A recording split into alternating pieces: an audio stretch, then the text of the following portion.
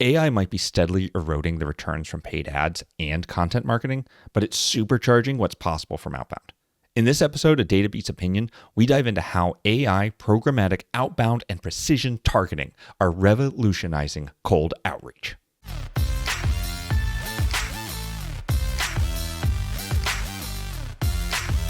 All right, welcome to another episode of Data Beats Opinion. I am your host, Keith Perhac from SegMetrics, and today, super excited, we have Harris Kenny from OutboundSync.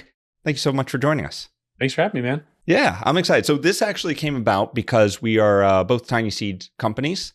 And even within Tiny Seed, we are two companies that are very focused on kind of a similar market, which is that that marketing, sales / how can we get people to become customers on the internet kind of thing. Would love to hear a little bit about what OutboundSync is and then get into maybe how you started it. Yeah, for sure. And then even within that, integration tools within that space. So we're sort of like very much so. Cousins. Yeah, exactly. In the Tiny Seed family, for sure, man.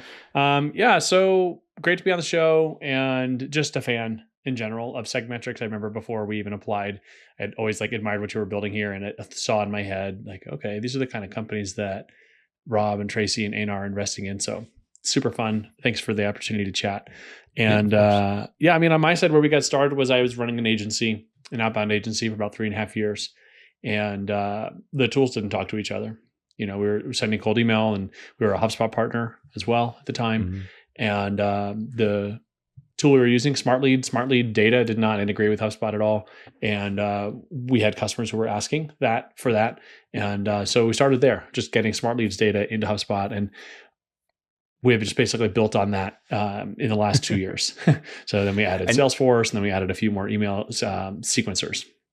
Did you continue on with the agency after that, or how have you kind of done the agency with the software, or shut down the agency, or what was kind of your strategy there? Yeah, great question. So, well, you kind of got to go back a little bit, but I started working for myself in 2019 before my wife and I started having kids and growing a family. I just wanted to have the flexibility. I didn't know exactly what I was going to do, but I had, about a decade of experience doing sales and marketing, growth stuff. And I thought I would be able to piece something together. So I was doing fractional sales for a little while, and it was tough. Well, about like 8 months after I started the business, there was that whole like global pandemic situation. Just a tad. Yeah, which wasn't the best timing. And I think like as navigating, I was able to get through that somehow on my own, and realized like, it's really obvious, but if I'm not working, if I get sick or something, money stops. And so I felt very unsure. And even within that, because I was a one-person consultant, like I didn't get any help from anybody. There was literally no program at any level of government, and not even my own bank was like getting back to me about like options. And I remember just being like, wow, I'm really on my own here. It's something I don't think a lot of people realize. They see the single founder out there and they're like, oh, it's the dream life. And it's like, there are a lot of things. Society is not really built for that, right? Like getting a loan. And that's why things like, I don't remember the name of the bank, but there was the Silicon Valley Bank. I don't remember. Maybe it was just Silicon Valley Bank. But one of the reasons it was so popular among founders was because it understood SaaS, and it understood this idea of, oh, I don't have assets because we're a software company. I don't have revenue. I have MRR, right? And the value of that over a standard. A lot of, definitely. They haven't caught up. Yeah. And they wouldn't, and I think they didn't require as much like personal commitment to underwrite like the companies. And they also had this like ability to like, if you raised venture capital, they would like manage those funds for you. Yeah, definitely. I think that it's like a segment of, and at this time I was just running a consultancy. So, there was no money, no raised money. And there was even a person I knew who was like a VP of business banking, who I had known from years earlier, who was at the credit union I was at. And I remember messaging him on LinkedIn and being like, hey man, like credit union who, they're not an SBA preferred lender. So I have like access to nothing at the moment. Do you have any idea? Like, anyway, the whole thing was just really it was pretty intense. So I like left that period. One of the thoughts as we were going through that was, okay, I gotta like, how else can I make money how else can I build a business to support my life of wanting to be a good dad and a good husband? And found Rob's podcast, Stars for the Rest of Us. And so when I was listening to that podcast, and I ended up having a few different SaaS ideas, ended up turning my sort of consultancy into more of an agency. And then from the agency, the goal I eventually was to have a SaaS. I had 5 different ideas. The fourth one of 5 was OutboundSync, which was the best, that took off the most. And so I tested it slowly. I bundled it with services. Then I sold it on its own as like an okay SaaS. And then, but revenue grew. I joined TinySeed. And then when I joined TinySeed, I committed to shutting down the agency completely. And it was just this summer of 2024 where I was doing both. And that was 0 out of 10. Do not recommend. It was excruciatingly hard as a solo founder of 2 really different businesses. So on the other side of that now, agency's done, all in on the SaaS. And yeah. It's interesting because that's essentially the story that we had as well. And we shut down the agency fully, I think, a year after TinySeed. So we had like some straggling clients that we continued to work with after TinySeed. But it was exactly what you say. It's impossible to grow that SaaS while you're focusing on an agency and making that trade for time to money versus time to no money, right? Yes. Because an agency is you are getting paid for how much you work, right? It's dollar in, it's time out, dollar in, right? And a SaaS is the opposite, where you are spending a lot of time up front for no return, with the hope that that then builds on itself and it's stacking bricks to get you return on the end. But it's a hard decision to make when you're running that agent. It's like, oh, I can work for 2 days and bill that out at billable hours, or I can work for 2 days and get 0. Yeah, right. Exactly. Exactly. Yeah. You can actually see in our MRR chart exactly where we stopped, where we let clients go and started focusing on SegMetrics. Every time we do that, revenue went up, our MRR went up. Yeah. So. Oh yeah, for sure. Yeah. And then, and then combine that, we had, growing the family. We've got 2 kids now, and we went through some really tough family medical situation during that time. So, I mean, it's been a long couple of years here. So, I mean, knock on wood, I mean, things could always get worse, I guess, but I do feel comfortable about the position that we're in today. I feel like we've got a great team. It's an interesting space. We're growing. So I'm hopeful. I'm cautiously optimistic, but and that's something I want to dive into, because sales has changed a lot in the last, I will even say, like 4 months. Yeah. Like I am inundated with sales outreach, whereas before, like occasionally I get a call, I'd maybe have 1 or 2 emails a day.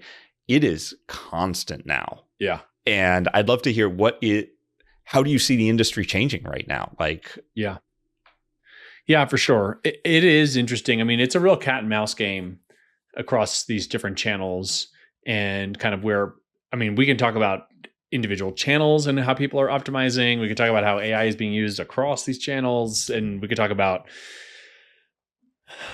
kind of like where I'm seeing people win right now. I mean, there's so many different topics within this that we could talk about. I mean, I think that in general, the velocity is crazy fast right now. Things are changing really, really, really fast.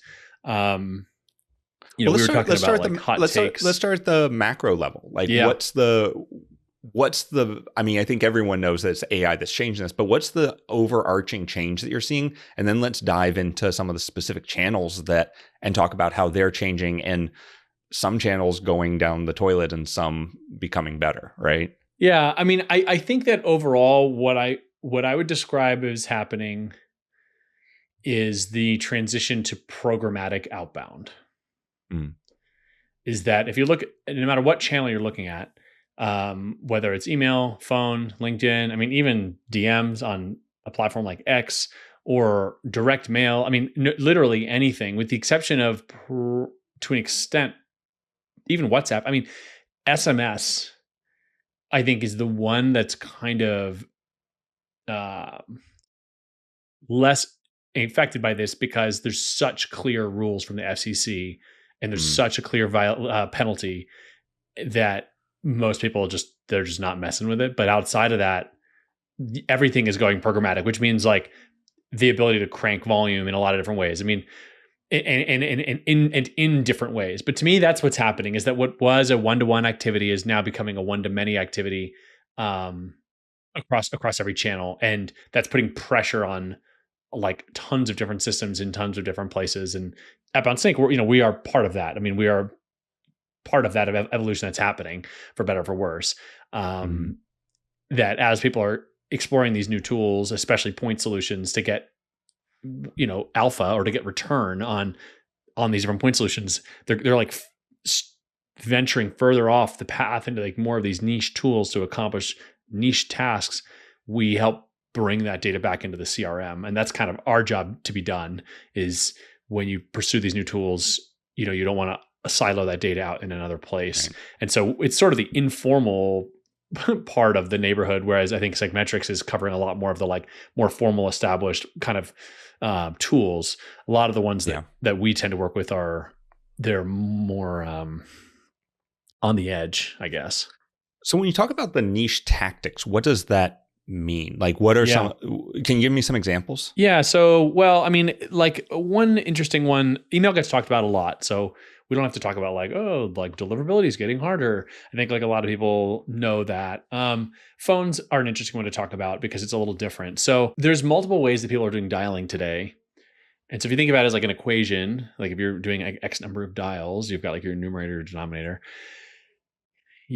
One way that's been more like in vogue in the last few years has been parallel dialing. So a sales rep can be using a tool like Orem or Nooks, and they can be dialing multiple numbers at the same time. And so like if I want to get more connects, if I want to have more conversations, one way I can do it is by calling more people. And one way to call more people is to have like multiple phone numbers dialing simultaneously. And that when there's a connect on any one of those lines, it then passes the connection to a person to pick up the phone and like pick up the conversation. So that's like one thing that's happening on the dialing side, parallel dialers. But the other thing that's happening is power dialers aren't new. That's where you have a dialer that works through a list of numbers sequentially, like one after the other, after the other, after the other. And there's often like a human in the loop sitting there, like waiting for a connect to happen, and it auto dials for them. But the innovation that's happening there recently is the idea of scoring of phone numbers for their propensity to answer. And so the idea here is that like there's a percentage of the population that answers the phone. They, for whatever reason, prefer or have to get information that way because of their job or because of their whatever. And so there's these data providers that are scoring with a P-score, propensity score, like a P1 is likely to answer.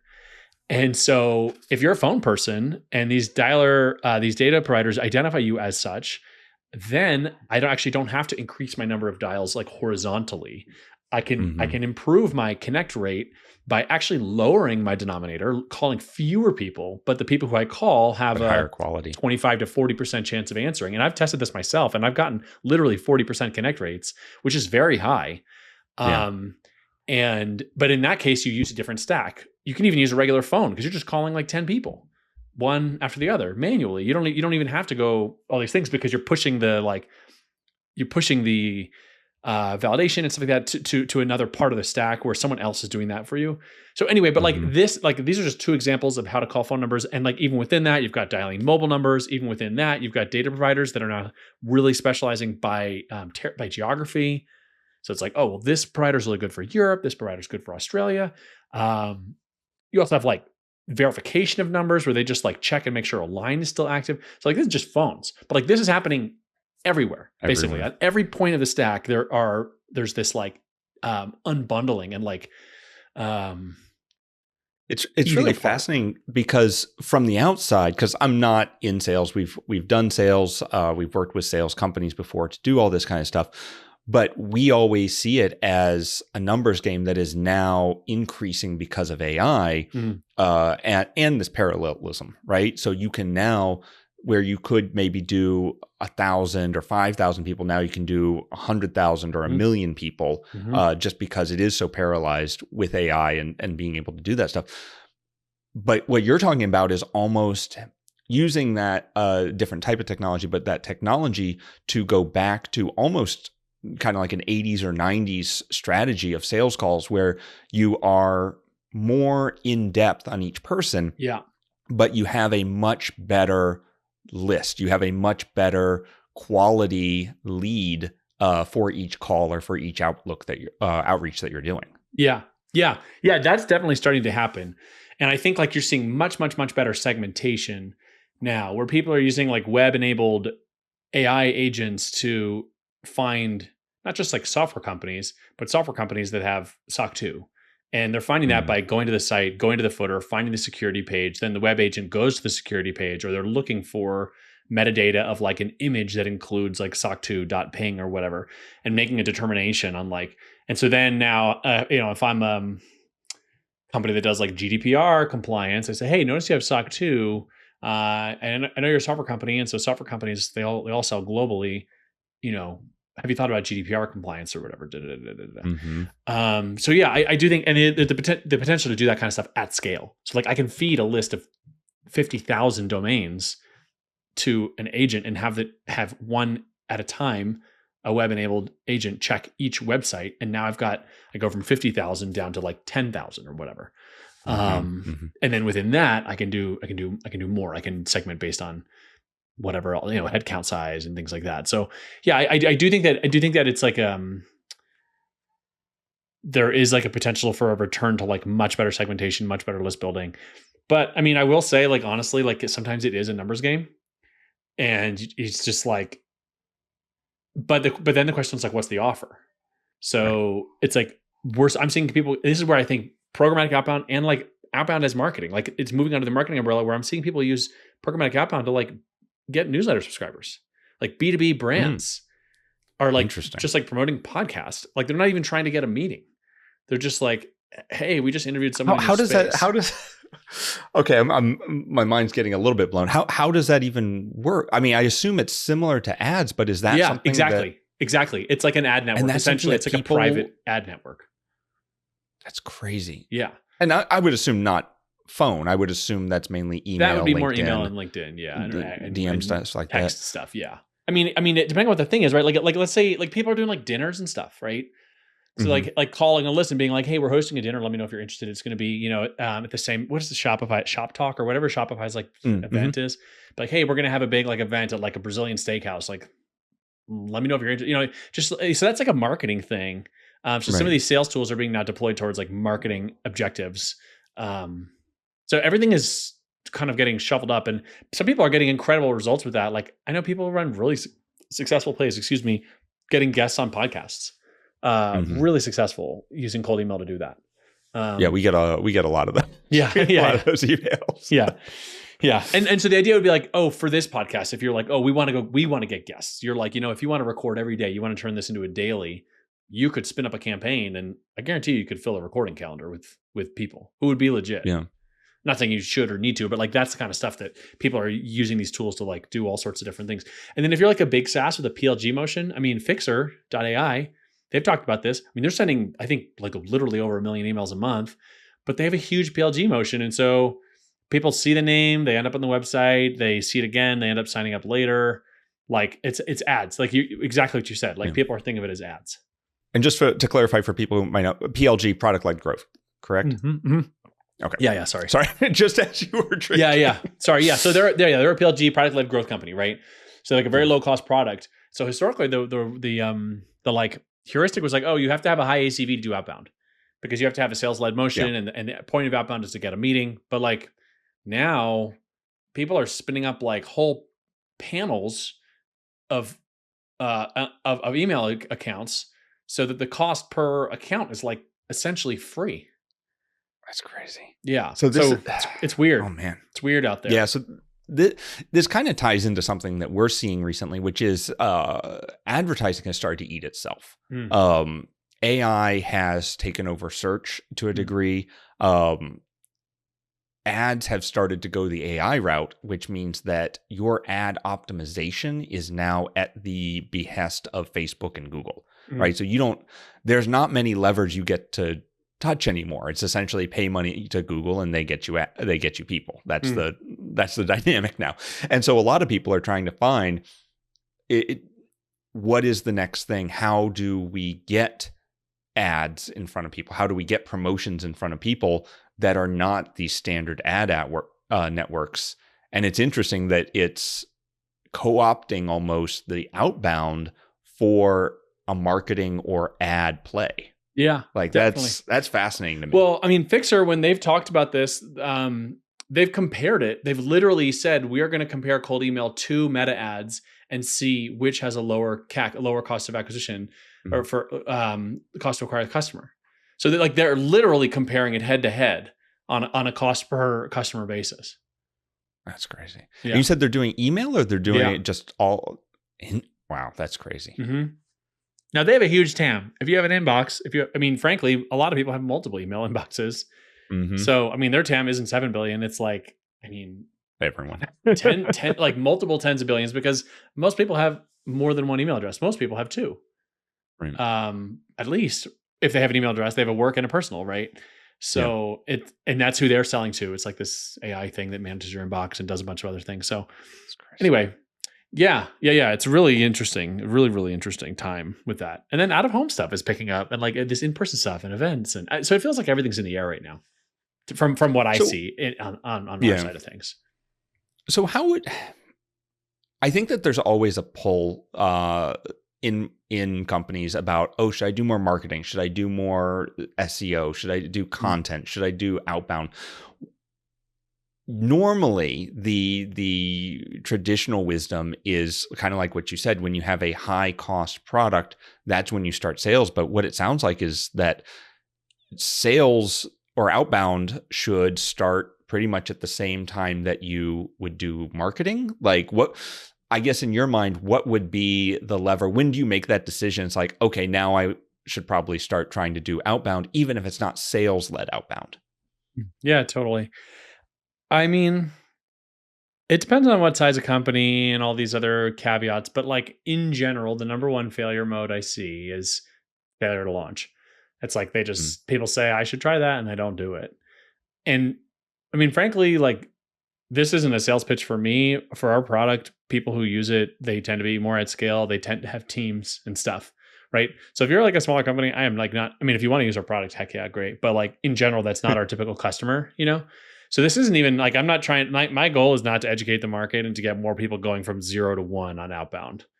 Like, it's people who are doing outbound who want to like attribute it better. That's kind of our customer, right? It's kind of probably, it's like a lot more of like a SegMetrics type, more sophisticated, like RevOps and marketing org. So like, if you're not doing outbound right now, I have nothing to benefit from you sending 100 emails a week or whatever. Like I have nothing to sell you basically. Right. But the number one failure mode I see in general is like not doing it or not doing it like enough where it even matters. And I think outbound's great for tight feedback loops. It forces you to ask hard questions about who are we selling to and what's an offer. And if we can't come up with an offer, like we got a problem, really, and you can run like simple campaigns. And I think a company should always have at least one outbound channel running in some way at some time. I'm heavily biased towards sales and marketing and growth, but I think like if you're not growing, you're dying. And I think like you have to constantly be investing in growth. I do feel pretty strongly about that. And I think there's almost no amount of focus you can do. You can't focus too much on trying to invest in growth in the company in some way. Cause otherwise, I don't know. I mean, I'm not saying you have to grow forever and be $1 trillion company, but like, you got to be going somewhere, right? I mean, what do you think? I mean, you've been in the game for a long time, a lot longer than me. What do you think? I agree. I think that I think the always growing is, I think there is a point at which you're like, yep, we're good. Yeah. We're definitely not there yet. We're still like, I still have aspirations of much more revenue than we're doing right now. But I 100% agree that it is the focus and, like you said, the launching of that, and not just the initial launch, but the continued improvements and working on a singular marketing strategy. And this is always one of the problems that we had back at the agency, where we worked with so many different clients. We knew so many different things, and it's all very exciting. Webinars are fun. Like YouTube video content is fun. Like SEO is fun. Like quizzes are fun. Like all of this stuff, podcasts are fun. Like all this stuff is really fun to do, and it all works as long as you focus on something. And the problem that we always had was that we would jump between multiple things and we wouldn't put the effort into each of them because we were trying the next thing. But when we The clients that we worked with who were really succeeding, they found one or maybe two things and they just went all in on it.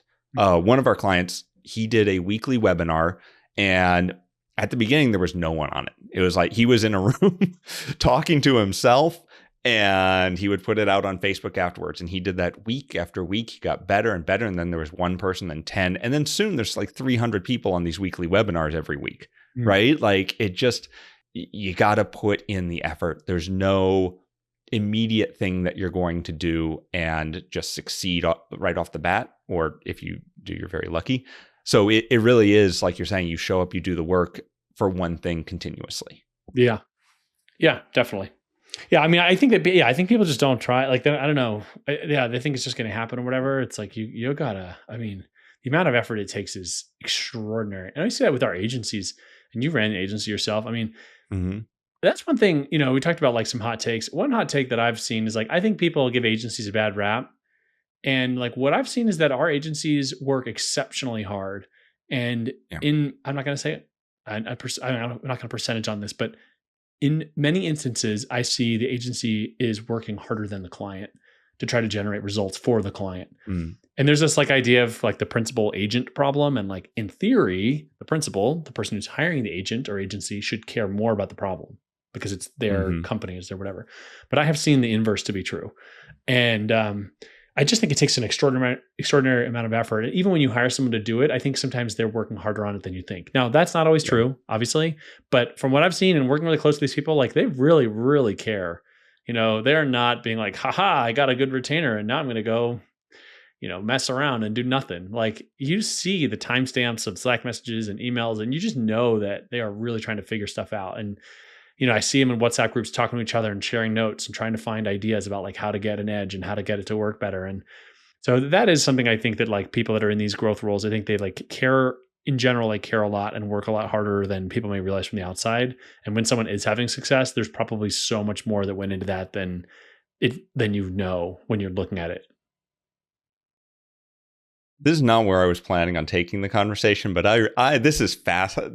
I have many thoughts about this. Okay, go on. I would love to dive into this.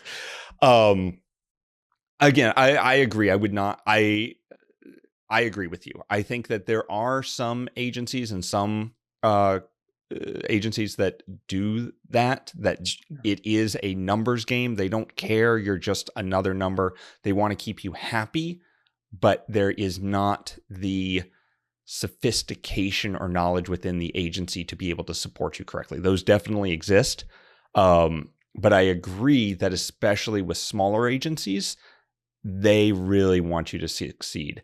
And I would also agree that when the principal at the company is getting an agency, the agency does care more. And the reason is because if the principal cared more, then they would do it themselves or hire someone internally, right? They would not, if it's a core piece of your business, you are not going to get an agency to do it. You're going to build an internal team to do it. Yeah.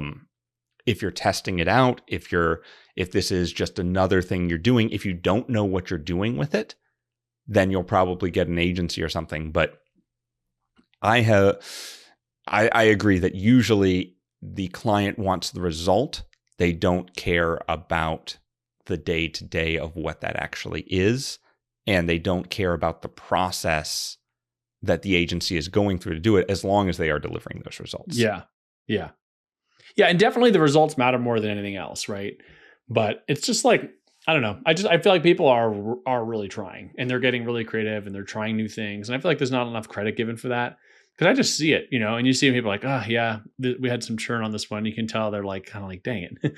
we threw a lot at that. Yeah. I think for smaller agencies, I can't speak to like big advertising agencies that have hundreds or thousands of employees. I just don't have exposure to that part of the MarTech ecosystem. And so I just don't know what it's like to work for one of those big shops. But, agencies under 50 people is kind of where I have a lot of experience, and that's what I'm seeing.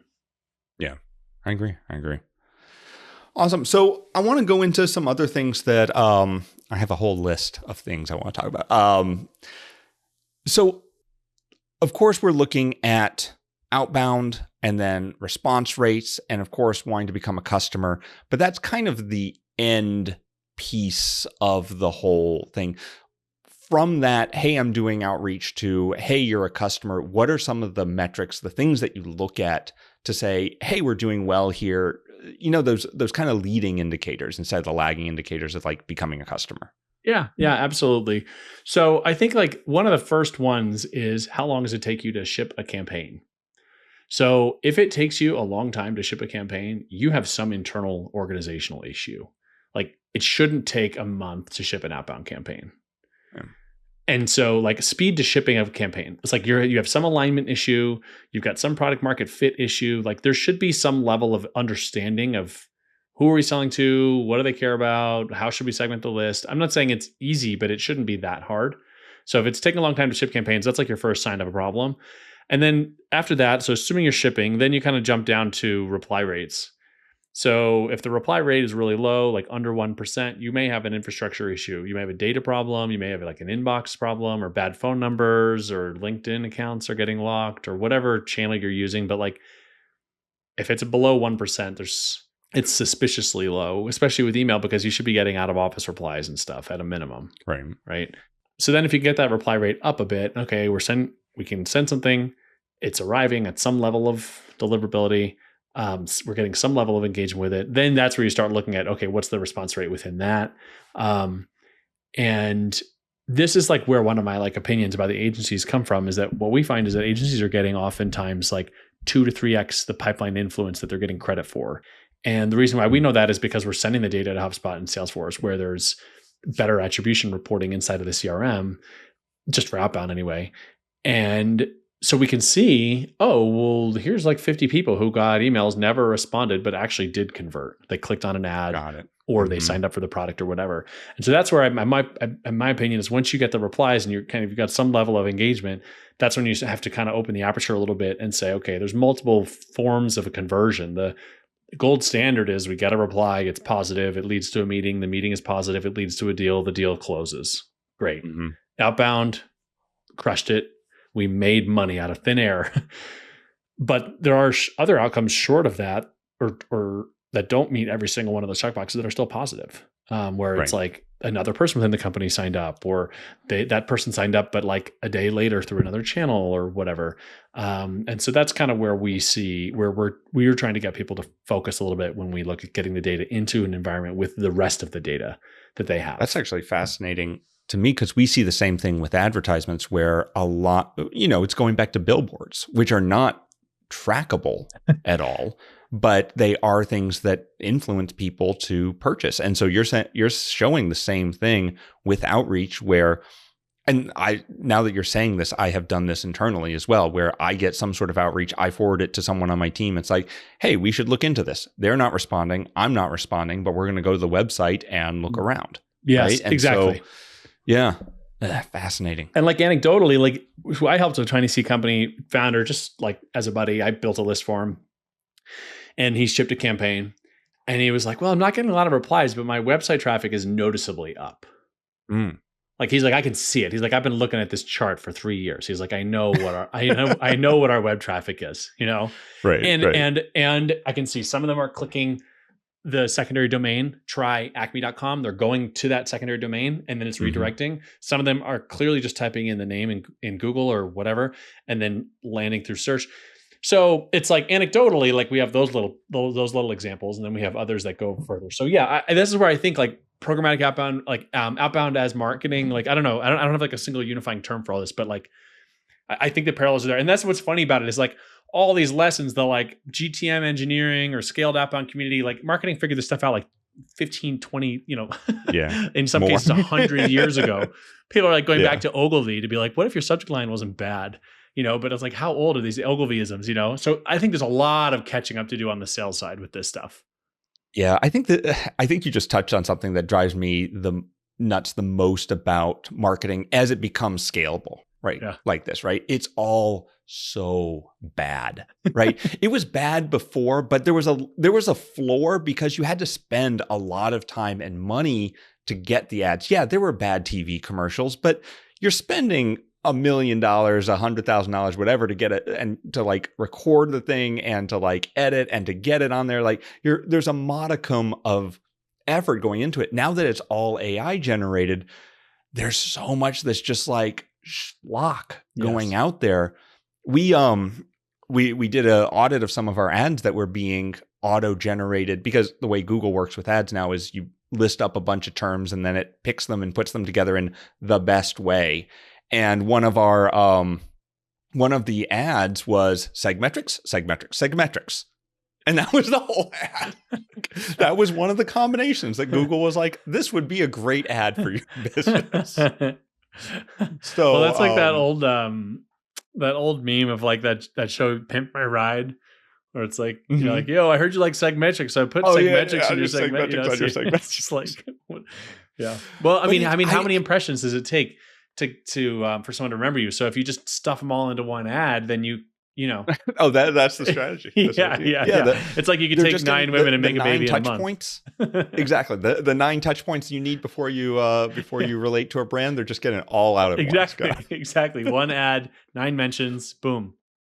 But it really does show, like, I think there is we started doing this with ads, and I started doing this a little bit with outreach, but you put quality in, better subject lines, better relationships, and not the AI schlock that everyone else is. And I say AI derisively, but like any fake schlock really is just not going to convert, because people can smell that a mile away. Yeah. And it really is going back to old school marketing from even the 50s and 60s and 70s and stuff like that, where you were paying for that stamp. You were paying someone to put it in an envelope and send it out. You had to put care into it.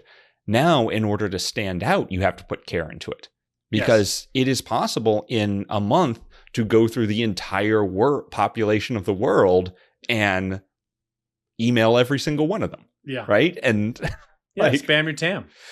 Yeah, exactly. Yeah, no, for sure. I do think so. I think you're seeing a lot of more creativity as a result of that. And there's ways that people are using AI that are really, really cool. Like segmentation, I think, is really cool. Going through programmatically and splitting up and saying, okay, yes, it's a SaaS company, but is this the right kind of SaaS company? Like, to me, those ways of using AI are really powerful, and can result in significantly better campaigns. But if it's like feeding the whole thing and having a, GPT write like a whole thing, it's like, I don't know about that. Yeah, I have seen it be the best for analyzing and summarizing, much less creating. My favorite one that I got recently was like, hey, I just went, because we're in Portland, Oregon, and it said, hey, I just went to the food carts downtown on Washington last week. They were great. Those closed down 4 years ago. Yeah. It's like, no, you didn't. It was a very sore point when those were shut down. So it's just stuff like that. Like, I could rant about that forever. Well, and I think that you have outdated data, or you have like tactics that someone came up with a while ago, and then they get old, and you got to come up with a new one. So it's like the idea of like, P.S. I heard this restaurant is good. Like, have you ever been there or whatever? Those things do work. 15 years ago. Yeah, I know. But here's the thing. There's that quote, like, the future is here. It's just not evenly distributed. Mm-hmm. So I think, like, just take a step back from the space that you and I live in, which is like deeply saturated, very online, little cynical, probably, not to put words in your mouth, but my assumption. The whole economy is not like that, actually. And some of these tactics that you'd see someone on LinkedIn, like, tutting about, are crushing in different verticals that are like less online, or in different geographies where there's less saturation. So like, I know people that are running campaigns like it's 5 years ago with language localization, and just absolutely printing money in different countries where, so I think like it depends on where you're sitting in some cases. And it's not the same everywhere. And that, but I'm just saying for the sake of saying it, like, there are some exceptional results that we're seeing some people are getting, because they're finding, again, that alpha. Clay has been talking about GTM alpha, but they're finding where there's something that, like, someone doesn't know that. They don't know that about the restaurant thing, or they don't know that about whatever tactic. And so they're like, oh, okay, hey. Like, I've had people send emails in other languages, like, in Dutch. and get replies back of like, oh, like, thanks so much for the note, and stuff like that. Whereas, not everyone's going to be, maybe that, not everyone's going to be like that. So it depends. It depends on where you're sitting and what industry you're in and what country you're in and what language it's in. And some of these things that we know are not like everyone doesn't know kind of thing. Yeah. And I think that's honestly a huge takeaway, which is that, and I have to keep reminding myself of this a lot, which is that I am not necessarily my average customer, because I think about this stuff every day of every minute of every week of every year. Like, I'm constantly thinking about analytics and metrics and what is the best way to, and 90% of people just are not thinking like that. And taking that to outbound, I remember when, your emails always say, "Hey, Bob," right? If your name's Bob, right? And I remember first time I saw this about 15 years ago, I was blown away. And then in the body of the copy, they would also use the mail merge. So it's like, and I'm just saying, this is my friend Bob, right? And it just, the first time I ever saw that, I was like, it's so obvious, but man, it just connects, right? Yes. And now that's old hat. I see that, I'm like, oh, you just mail merged it. But you're exactly right. So many people don't even realize that you can schedule emails ahead of time, right? And load them into a sequence that, it's, I still remember Patrick McKenzie, Patrick McKenzie, I believe. I mean, I don't know him personally, but of course I'm familiar with his work. Yeah, Patio 11, back when he was doing the bingo cards, he had an automated script that sent the I think it was weekly or monthly, I can't remember, but essentially it sent like the weekly bingo cards. It was handcrafted bingo cards sent to all the users every week or whatever. And it was just a randomized script that grabbed one of the bingo card sets that he had made and sent it out to everyone. And one time the script failed and was not able to send, and he got a bunch of emails from people being like, "We always love your newsletter. We're so sad that you didn't send it out today." Oh my gosh. And it's just, you're not, even if, like us, the business came out of our needs and we would be customers of this product if we had not built it, we're still not our customers, right? Because we are in this every single day in a level that 99% of our customers are not. Yeah. I think that's right. And I think, like, one thing that's been so interesting to me is, like, you talk about the mail merge idea and stuff. I mean, one area where people are getting really interesting results right now is there's like whole swaths of the economy where they're just like not on LinkedIn, like, at all. The company isn't on LinkedIn. The people aren't on LinkedIn. They're just like out working like a normal person has worked for the last however many, however long you think we've been here, however many millions of years, just getting up out of bed, walking out of their house and going and doing something for somebody out in the real world. And so there's like parts of the economy that literally aren't online. I mean, now they may use internally, they may use QuickBooks or something like that. Sure. I'm not saying the business is like analog, but their whole org chart is not on there. All their, AR and AP clerks aren't on there and stuff like that, So, whereas like in our space, it's like the companies that we tend to work with, all of them are on LinkedIn, or 99% of them are. Yeah. And not only that, all of them have posted probably within the last 3 months, which is like such an exceptionally small rare thing of the economy, whereas in our space, like, you could totally run a play. If I'm running outbound for SegMetrics, I could totally reasonably run a play where I go and I scrape the list of all these contacts, and then I go scrape their LinkedIn, and then I go scrape their last 10 posts. And for whatever chunk of the list I can get a post for, I reference their most recent post. Whereas for like whole bunches of companies, like, none of those things are true. They're not posting. They don't have an account. Their company doesn't have an account. You know what I mean? So it's like, yeah. This is one of the things. So this would be an interesting thing to dive into for a minute, which is that, they always say, go where your customers are, right? If your customers on Facebook, you advertise on Facebook, you do outreach on Facebook. If they're on LinkedIn, what do you do when your company list is not necessarily that connected online in the way that we are? Yeah. Is it trade shows? Is it like, what is it? Yeah. So, I mean, so we have obviously exposure to people that are doing scaled digital outreach still. And so what we see is it's two things. First, you've got to find the people. So they're scraping from unconventional data sources. So they're not going to be in Zoom Info.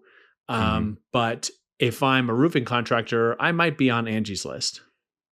So it's like scraping Angie's List or House, or, if I'm thinking about like resident, like home services or whatever.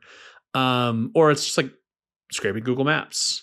So like, that's like one thing. It's like, you just gotta find the company at all, like where it is and what do they do.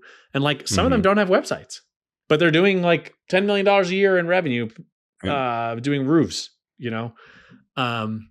and it's like, if we have a shared customer, if the roofer has a shared customer with us somehow, if we don't do our job or the roofer doesn't do their job, like which one do you think they're going to notice first? Probably the roofer.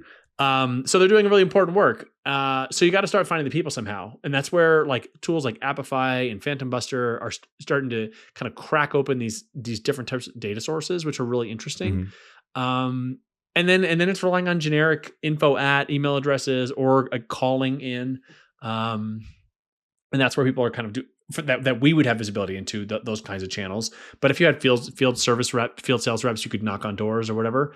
But I think the first problem is just finding the companies. And then depending on what you do, then the question is like, what channel am I going to use to get in front of them? Trade shows you mentioned before. Actually, I'm a pretty big believer in trade shows. I think they're a pretty powerful channel. And I think you can do a lot of outbound around trade shows. That can get some pretty good results. But yeah, I do kind of like the old school stuff. I do think it's nice to meet people and see people and do interesting things, and they remember that. It's hard to fake it, especially if you have a good team. Yeah, they stand out a lot more, I think. Yeah. If you have a good team and you can put your team in front of people, they remember that, and they're like, oh yeah, that person was awesome. Like I love talking to them, people, I think that stuff matters. So yeah. Awesome. Well, Harris, thank you so much. I want to, I always close this out with a couple of lightning questions. We have gone a little bit long, so we'll do a couple, but I do want to ask, like, are there any unusual metrics that you look at in your business, in your personal workflows, or anything like that you're always looking at, that you're tracking, that you're saying like, this is something that I always try to keep in mind, in life, in business, and whatever? Well, this is a lightning question. We can do, it can be slow lightning. Okay. Slow lightning. So, I mean, for the business, it's MRR right now. Every day I'm checking it constantly in ChartMogul. On the support side, this is a little unusual, but some SaaS people are really surprised, but we actually do almost all of our support through Slack. Really? Our customers, are vastly prefer it. So I'm keeping an eye on my Slack notifications because that's like our support queue. Like, are we getting back to people? I know that I don't know how well it scales or whatever, but it means a lot to our customers. And I think it's part of why we're growing as quickly as we are. Cause I think people want to be there and they want feedback there. And so that's one that's like a little unusual. Everyone talks about their revenue, but I think that one's a little unusual for, most companies are not doing that as much support in Slack as we are. So yeah, those are kind of two work answers. Yeah. Awesome. Yeah, we do. We have not gone Slack for everyone yet, but we do have Slack VIPs because there are customers that need more support. But man, to do all support in Slack, that's what I found is that they don't actually abuse it. They don't. We had the exact same worry, which was that, we're just going to be inundated constantly. And it's not that bad. Yeah. It's actually, it ends up being a little hurtful. You're like, I thought you wanted to talk to me more. I thought the reason we didn't talk so much. Instant access to me and you're just sitting there. Yeah, you can message me anytime. What's with the crickets? I'm right here. Don't you want to bother me? Well, Harris, thank you so much for joining me. Where can people find you? I'm super active on LinkedIn. So just my name, Harris Kenny, which I'm sure you can see in the show description or whatever. That's the main place, or our website, outboundsync.com. Sounds good. Harris, thank you so much for joining us. Thanks.